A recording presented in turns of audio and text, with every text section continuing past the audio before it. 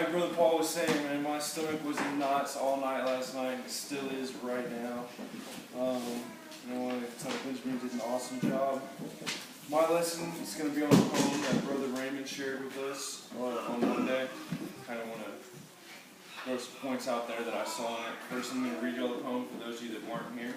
For those that were here, to remind you.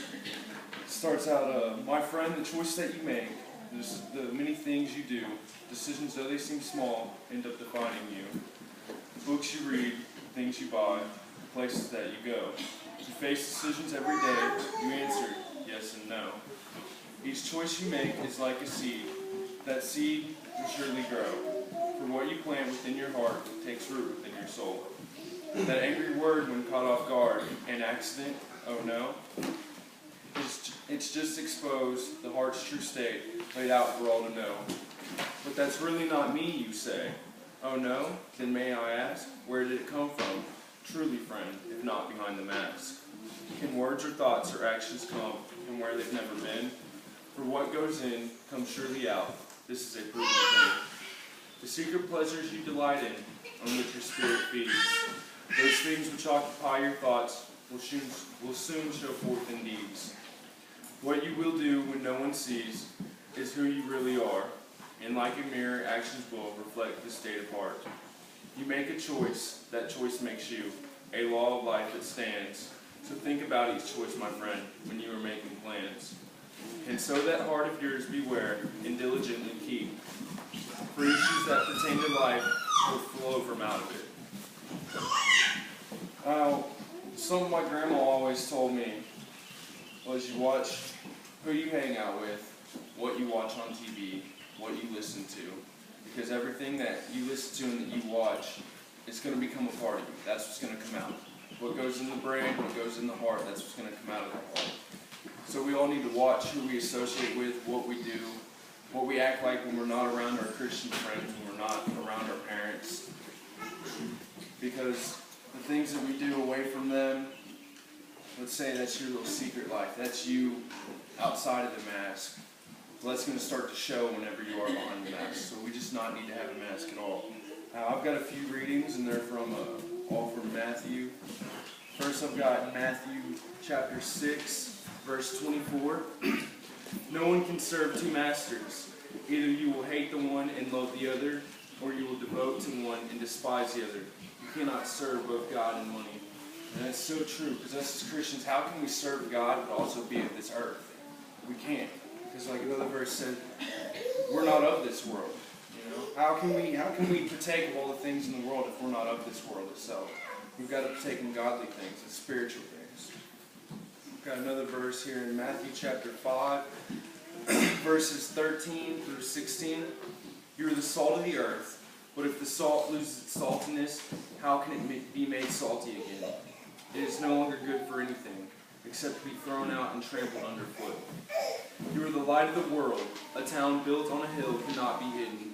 Neither do people light a lamp and put it under a bowl. Instead, they put it on its stand and give its light to everyone in the house. In the same way, let your light shine before others, that they may see your good deeds and glorify your Father in heaven. So we're the light of the world, so how can we go about doing unworldly things? How are we going to put our light underneath the bush where someone can't see it? You know, we're Christians. We're supposed to do what's right always. People are supposed to see us and be like, man, that guy's different. That guy's doing something right all the time. You know, he must be a Christian. Everyone else is doing wrong, but he's always trying to do the right thing. Now, I've also got this little thing in my Bible. It's a study Bible.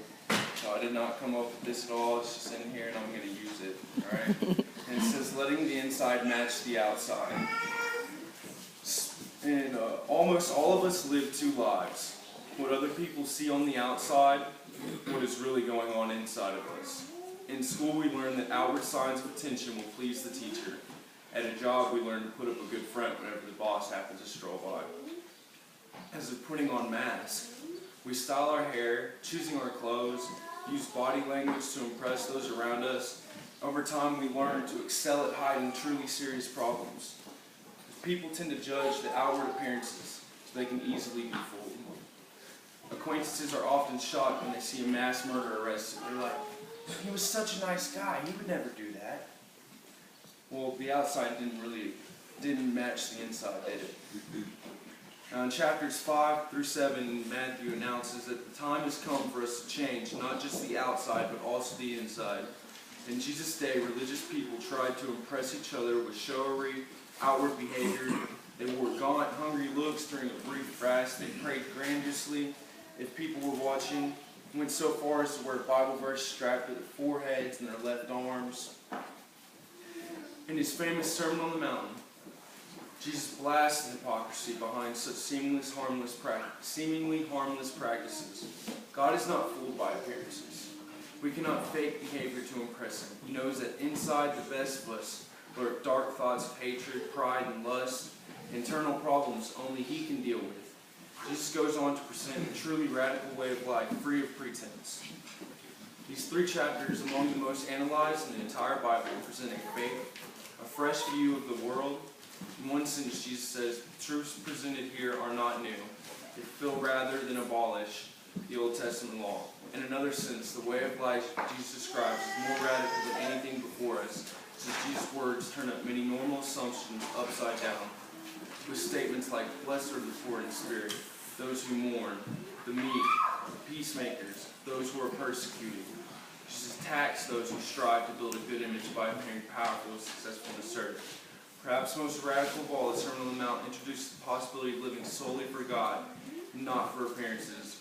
At last, we can get our inner and outer lives in sync.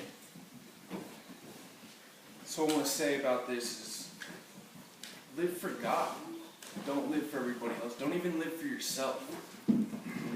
Humble yourself before God. Let him take over you. Be filled with his spirit. Be filled with his love. And show that between everyone else. And just don't hide behind the mask.